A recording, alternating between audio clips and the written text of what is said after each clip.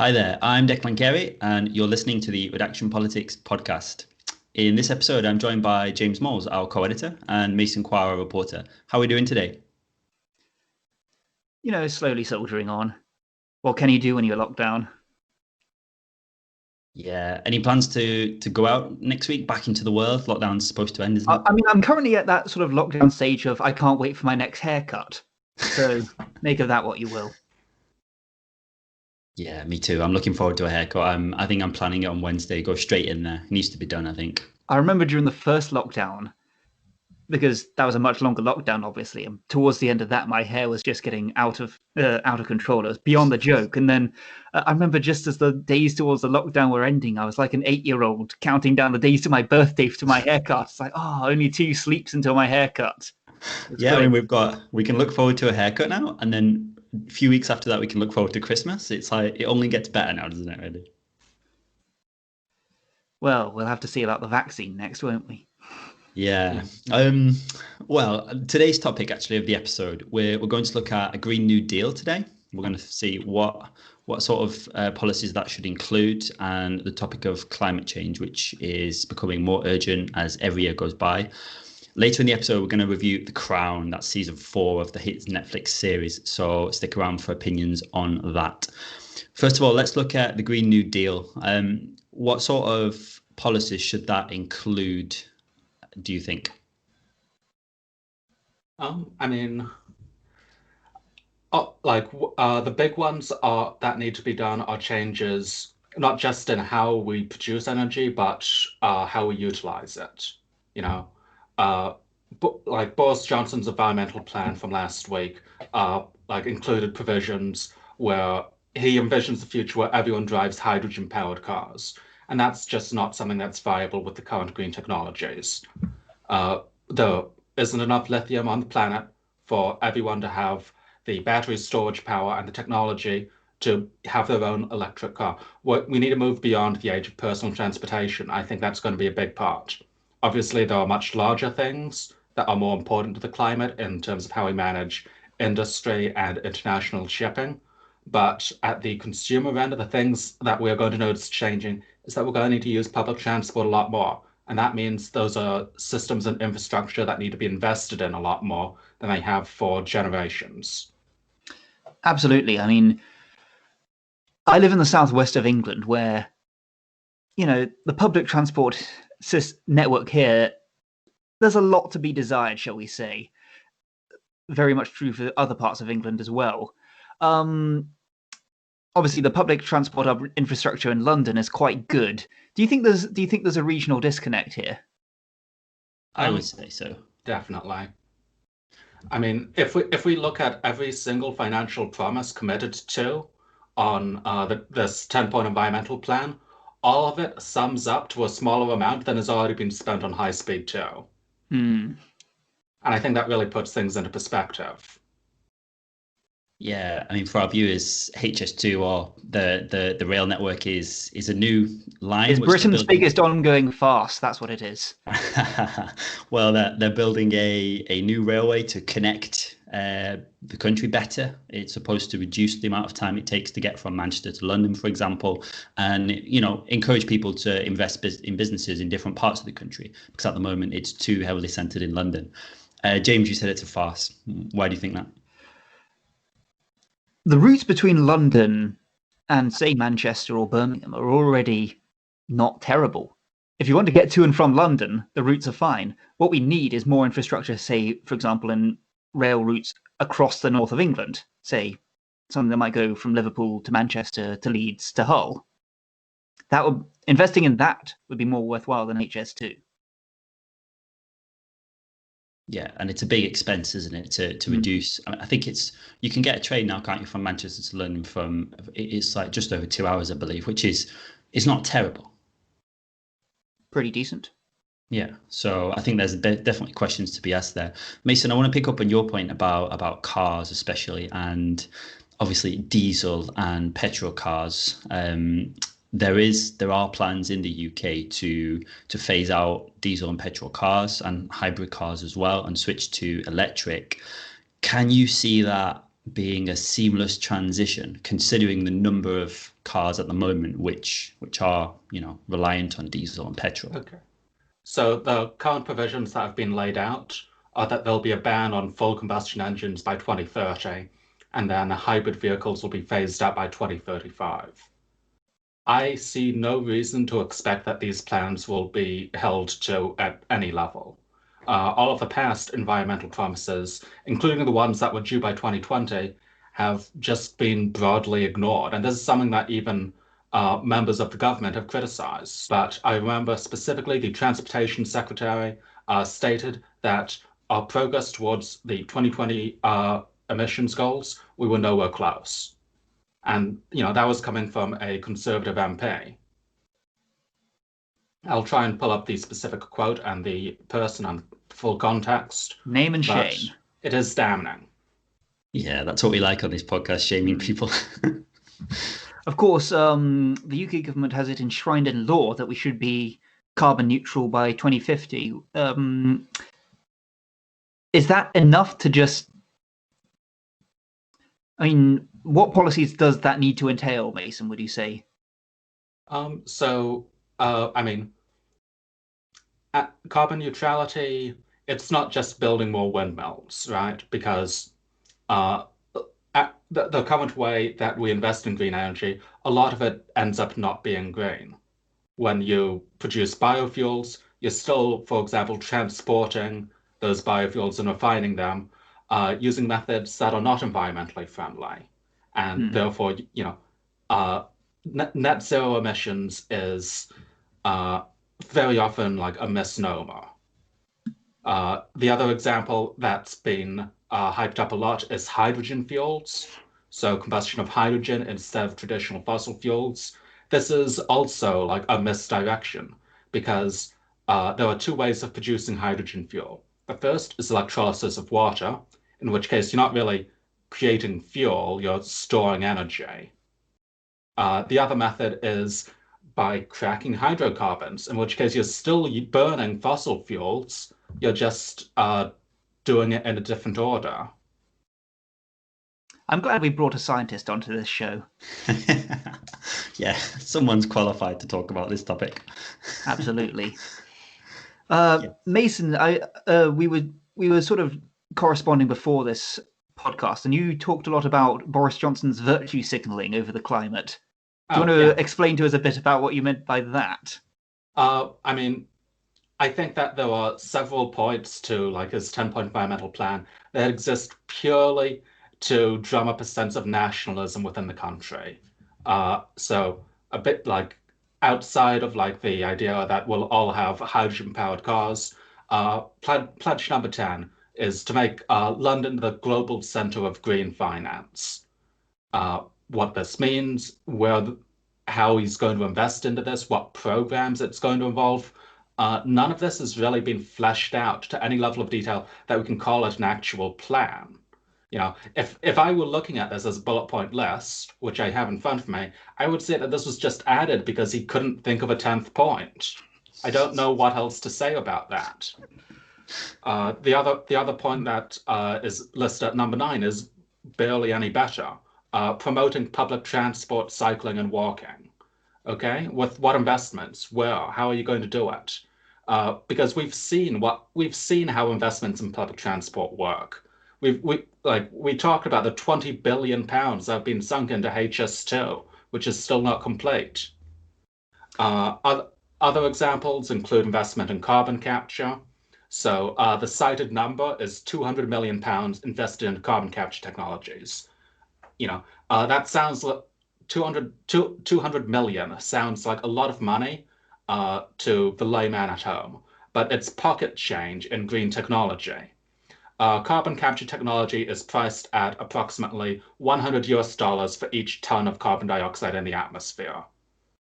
And so that £200 million is going to have to be spread very thin because the UK's emissions in 2019 were 354 million tons. The numbers don't add up.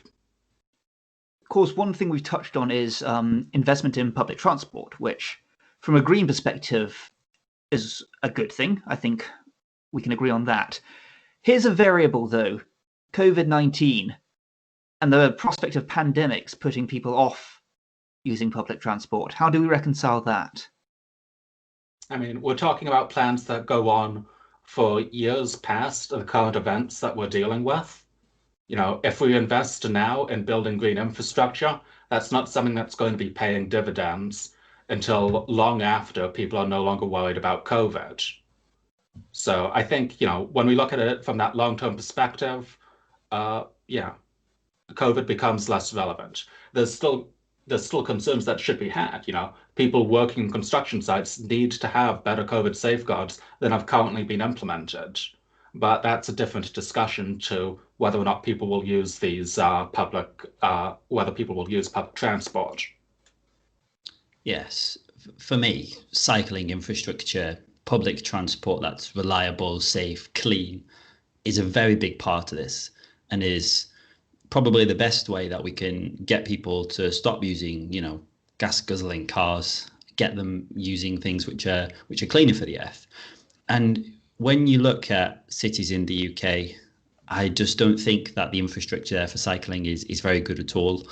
I mean, one needs to only visit cities like Copenhagen or Amsterdam. I know they're extreme examples, but lots of cities in Europe are very, very good with cycling. And when you invest in it and when you make it accessible to people, it's a great thing to do. What's it like in your area where you guys live for cycling? Do you see many cyclists? Has it increased with COVID at all? I mean, I don't live in a particularly... I mean, there is road traffic, but compared to somewhere like London, the roads aren't especially busy around the West Country at all. I mean, one problem that we face, and the Campaign to Protect Rural England put out a recent study about this, is complete lack of public transport in certain towns. There's a study you can read. It's about transport deserts, they call it. Lists numerous small towns across the country where there is basically no access to public transport, or increasingly no access to it. And it's not just a matter of making sure there are more buses. Like you say, it's infrastructure too. Have you ever tried driving around the rural roads in somewhere like Dorset or Devon? Ever tried it? They're not very amenable to heavy goods vehicles or buses. Let's put it that way. Yeah. Although, the focus on transportation does sort of lean into the other thing that also desperately needs investment in the more rural areas of England, and that is, internet infrastructure, because more and more jobs require telecommunications. I mean, COVID has shown just the sheer number of jobs that can be done remotely. We don't need to ship the entire country to and from work on a daily basis. And I think that that's a very important environmental message as well, but it's not one that's going to stick in areas where there's no cell reception and you're working with decades-old internet infrastructure. Of course, there are a lot of variables to consider there as well, because if we had huge numbers of the population working from home all the time, where they're working from the same room in which they sleep, there could be a major mental health crisis. Yeah, something that we've already seen this year. Yeah, arguably that's ongoing, isn't it? Absolutely. Yeah, and mental health in the UK is something that has historically had terrible public investment in. An increasing amount of the mental health burdens have been pushed onto charitable organisations rather than the NHS. This is something that I and people I've spoken to have personal experience with. You can go to your GP, ask for a mental health recommendation, and they'll bring up a list on Google of which charities are near you. Either that or you fork out tons for a private mental health specialist, but obviously that's an option that's not available to very many people. Yeah. Do we think that things like commuting habits, which seem to have gone away with the 2 lockdowns we've had, we're just about to come out of our second lockdown in the UK. According to reports, the vaccine is very close now. Do you think we're going to go back to commuting to work, long train journeys and bus journeys and things like that? Depends on whether there's the political will to do that. Yeah. Well, or I say to do that, to provide an alternative to that. If there isn't, then it's very think likely. I think that in a lot of businesses, there's a broad fear of these kinds of changes. Managers know how to manage people when they have everyone in their cubicles or at their desks. They don't know how to do the same thing through a Zoom call. The training in terms of business understanding just isn't there yet. I think it's the bottom line, isn't it? We need broadband communism. What do you mean by broadband communism? Well, that was what Labour's policy of universal high-speed internet was branded at the last election, wasn't it? Broadband communism.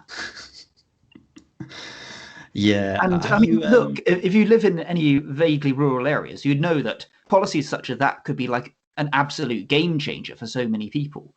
Yet it just got, you know, completely lambasted as this fanciful idea.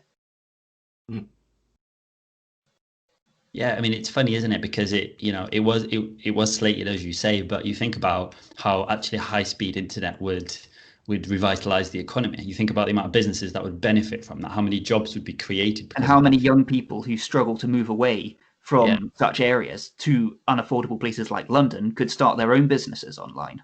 Yeah. And also the improvements it would give in access to education. The ability to educate yourself online has improved tremendously over the past several years. And this isn't an advertisement for Skillshare. Yeah, no, but we've all done it, everyone. We've all, I think, during lockdown, we've all looked online at some sort of course, whether that be on YouTube or something else, or even more formal learning. I've partaken in some formal learning online. And I'm not going to do an advert for Duolingo. Oh, whoops. Yeah, but you're right. Absolutely, it's opened up some doors, hasn't it? Yeah. The one thing I worry though about things like these, video teleconferencing apps and channels is that I've heard some horror stories. I've heard some companies are making people, for example, log into one Zoom call for the whole day and stay on that because they can then quickly be in touch with, other staff members. And for me, that just sounds awful. I can't. Well, that's where there is there's a much broader picture to be had here, but that's where there's a workers' rights issue that comes into it.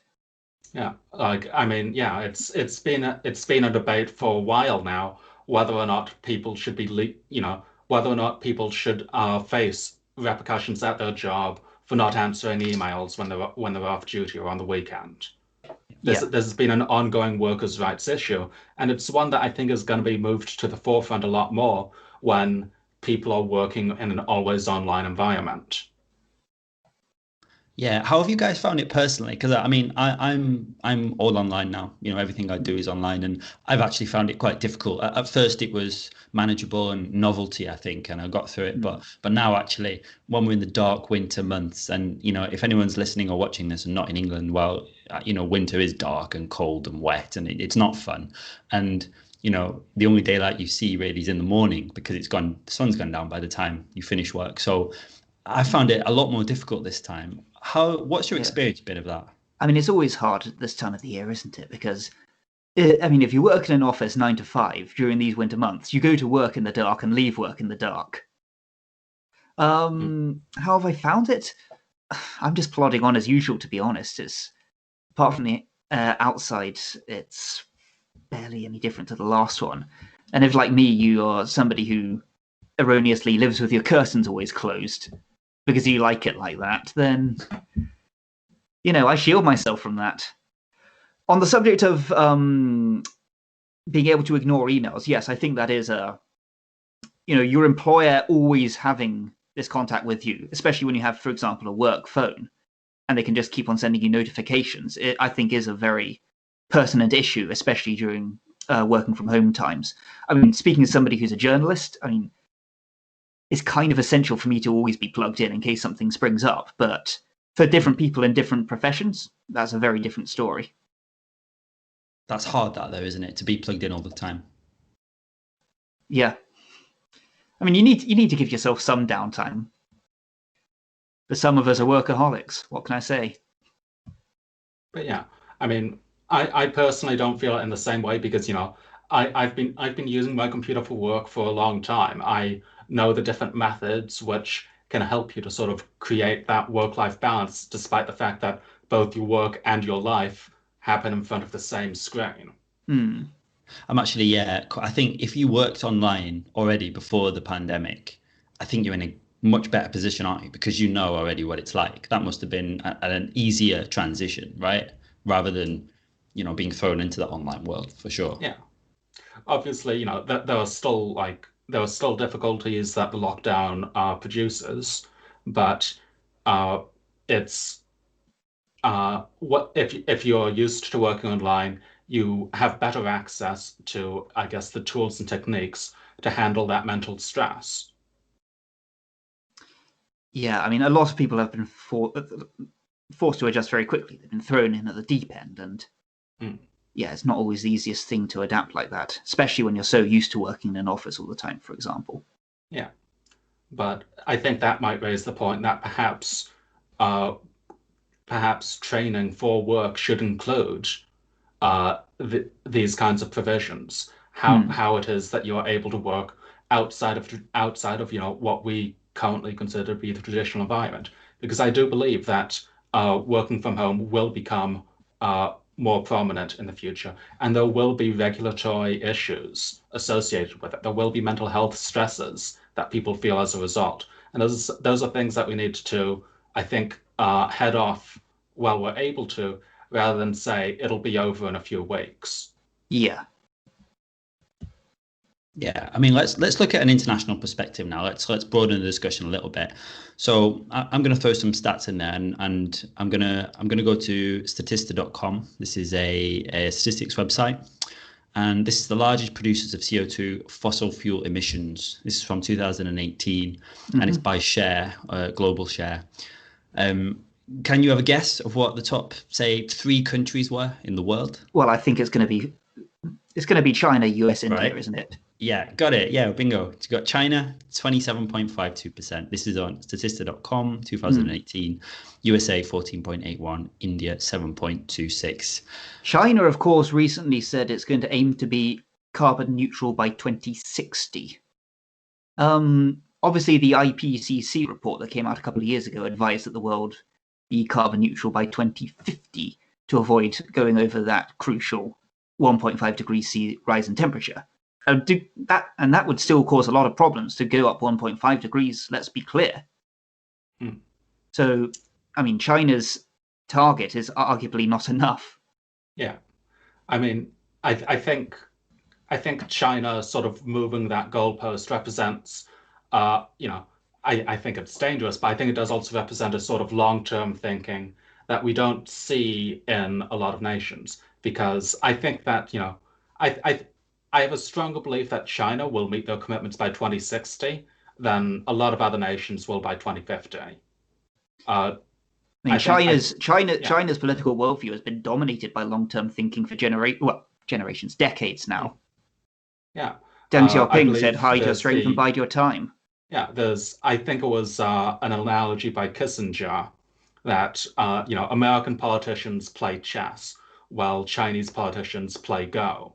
The difference being that one is about trading resources against your opponent, and the other is about building up over time. And I think that does sort of highlight some of the big differences in how they approach geopolitics. Both are zero-sum games, so it's not an ideal situation, but of course, one major variable now is that everyone's favorite orange tyrant is now, at time of recording, set to be leaving the White House on January the 20th. Of course, he withdrew the United States from the Paris Climate Agreement. Joe Biden is set to take the United States back into this. How much of a game changer is that? Obviously, Joe Biden will likely follow through with that promise, but how much of a change in actual policy do we expect to see? I haven't looked through the entire play-by-play, but I do know that Biden ran on a platform of investing more heavily in green technology. It's not the Green New Deal, but it's definitely significantly more than would be seen under Trump. At the moment, we take what we can get. Yeah, I presume by the orange tyrant, we all know who James is referring to. That'll be Donald Trump, just in case you haven't noticed that he lost the election. And Biden is set to come in January as the new president. What sort of role should countries play internationally then? Let's say some of the highest producers of fossil fuel emissions in the world tend to be large countries, big populations, advanced technologies. Can you imagine a situation in the future where, as it becomes more and more urgent, there is a need to perhaps come up with sanctions or warnings or things like that to pressure countries into signing up to things like the Paris deal? I mean, which countries now haven't signed up to it? Isn't the USA the only one now that's not in it? Yeah, I believe so. But let's say, for example, a country, let's say, for example, in the future, a country isn't quite meeting the target, or a country is not set to hit that target by 2050. But definitely there have been massive moves in Brazil to strip protections on the rainforest, and the logging is getting to dangerous levels. There was a lot of discourse last year about the increased number of forest fires set up as broadly deliberate burns to clear agricultural land. Logging has continued even during the COVID crisis, exposing large numbers of workers to the virus, as well as indigenous tribes. There's a lot of reasons to be fearful over how Bolsonaro is managing the Amazon. Yeah. On a personal level, on the individual level, what responsibility do people have to play in this battle, maybe we might call it, to getting control of climate change, and what role do companies and organizations have to play? I would say that it is broadly companies and organizations that are engaging in destructive behavior towards the environment. The Amazon isn't being cut down by a large number of individual loggers, each picking up an axe and heading out for the day. It's happening because large numbers of these people are being hired by large companies to chop down as many trees as they're able to. So we can't hold that against the individuals. But isn't there an argument to say that, for example, when people purchase lots of items online, like books is a good example. People often purchase books online now because it's quite convenient. I've done it. We've all done it. But isn't there an argument that actually people should take a choice not to do that, and they should go to local bookstores instead, and they should try to shop at secondhand stores instead, rather than falling for these perhaps Black Friday deals or online deals, which do get us all eventually, don't they? But surely there's got to be some responsibility. That's how they get you, isn't it? Because it's so much more efficient to do it that way. Yeah, it's dangerously cheaper and easier, isn't it, to do that? Yeah. Yeah. Speaking of obviously, after you. Yeah. Obviously, if everyone on the planet decided to boycott these large companies, they would carry out some changes. But we've seen, large grassroots efforts to sort of force environmental change from companies like Amazon, being one of the big companies that I think we're talking about here.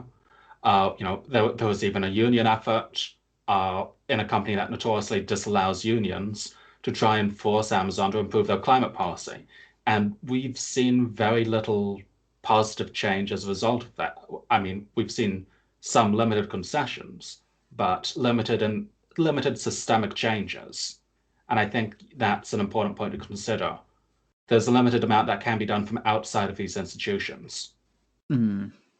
Speaking of what people can do as individuals, what do we all make of the methods of Extinction Rebellion? We had to get onto this. Yeah, I think we've talked previously that it's not the best method of activism to block off public transport. Especially when your message is around climate. Yes.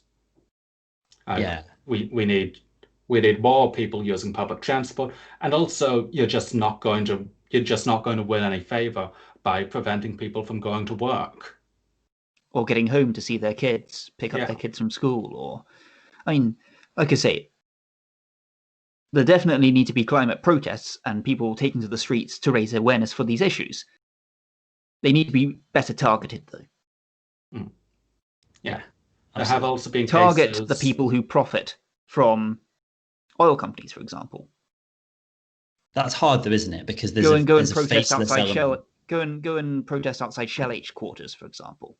Yeah, there's a faceless element to those companies, I think, which makes that hard. And I think it's hard to see the impact of that, like protesting outside a company's office. Well, I think there's a feeling that, well, whatever, why should they care? They're still making their profits. And that's probably largely true. Whereas causing disruption at an airport, there's probably, you can see the consequences of that more clearly.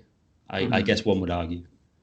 I mean, taking an example from Canada, why protest at the companies or at public institutions when you can protest at the oil pipelines, disrupt the construction efforts, prevent the further exploitation of the environment? Absolutely, yeah. Yeah. Do you have any sympathy, though? Like I asked before, do you have any sympathy with the argument that people should do more? Like I'm totally with you guys that companies should do more. Is there also an argument that some people are not completely buying into the whole idea and are not, pulling their fair share? I think it's a good sign if people are trying to take actions. For example, going vegan would be one. At the same time, I only think there's so much individuals can do. Yeah, and each additional effort of environmental awareness is an additional amount of mental energy that you're expending. People are finite resources to themselves. You can't ask them to fully commit themselves to every cause, and there are causes that are equally viable to the climate. Going vegan is an example. Proper use of plastics. There are a lot of different things that each require a small amount more effort, and moving too much of the environmental burden onto personal responsibility, I think, weakens that effort.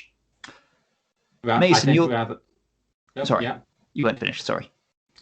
Yeah. So I think rather these things do need to happen more at the supply side. Make sure that the products people are buying are using more environmentally friendly materials, that are being sourced more locally. I think that's where we need to move towards. Mason, you're the scientist in the room. What do we do about climate change deniers? Ooh, this is a complex one. At this point, I mean, rhetorically or strategically? Let's have both. I mean, strategically, I think it's incredibly irresponsible when the media platforms climate deniers.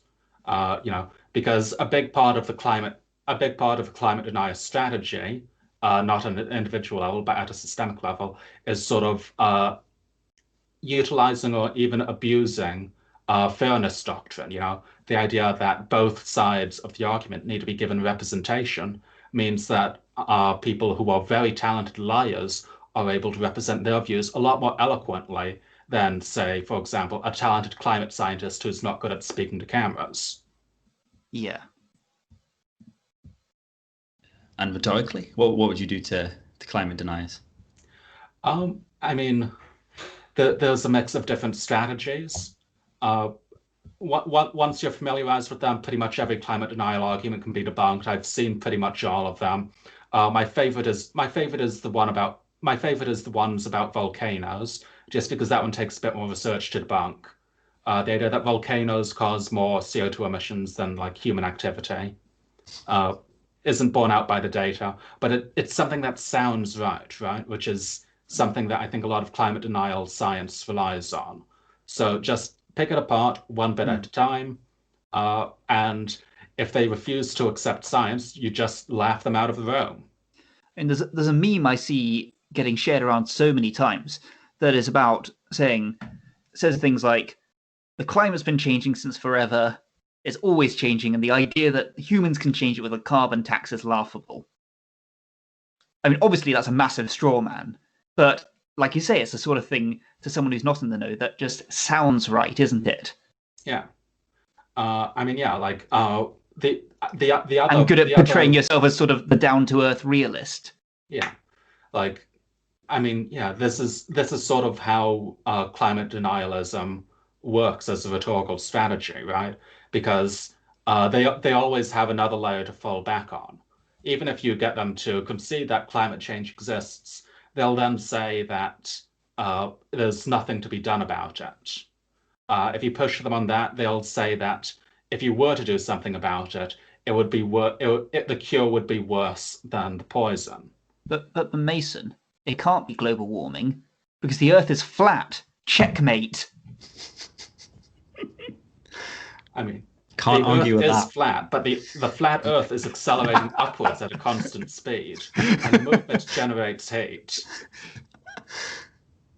Yeah, it's really hard, isn't it, to argue with climate deniers, and I also really find it as if of all the arguments that you choose to to put your neck on the line with, it would be that one that we shouldn't protect the environment, which is quite obviously nosediving in a bad way. But yeah, I think more dangerous than the outright deniers who, while they have footholds, are largely like laughed out of the room. I think are the groups that acknowledge the existence of climate change, but downplay it to various degrees, or say that different solutions are non-viable. I think these are the most dangerous because their position still advocates for doing nothing, but it's a lot more effective at persuading people. Yeah, definitely. I'm sort of laughing at this topic, and there is some humour to it, but I also think when America just decided to pull away from from the Paris Climate Agreement, it kind of gave legitimacy, didn't it, to a lot of those views, which is the frightening thing, and it can only have encouraged people like that to maybe speak out even more loudly. Yeah. Well, it fitted Trump's narrative, didn't it? Especially given that beforehand he tweeted that global warming was a Chinese hoax designed to make American manufacturing less competitive. I mean, it's a ridiculous statement, but at the same time, you can see how it plays into his narrative. Yeah. Especially when you already have people buying the argument that outsourcing to China is the main reason why US manufacturing jobs have been vanishing, instead of the fact that most of them have been lost to automation, not to outsourcing. At the same time, if you buy that narrative, it's just another stepping stone down the pipeline. That metaphor doesn't work, but you get what I mean. I'm trying to figure out which letters and which words in that tweet were capitalized and not capitalized in my head. Yeah. How about total loser? China Donald lost. Yeah, exactly. Okay, great.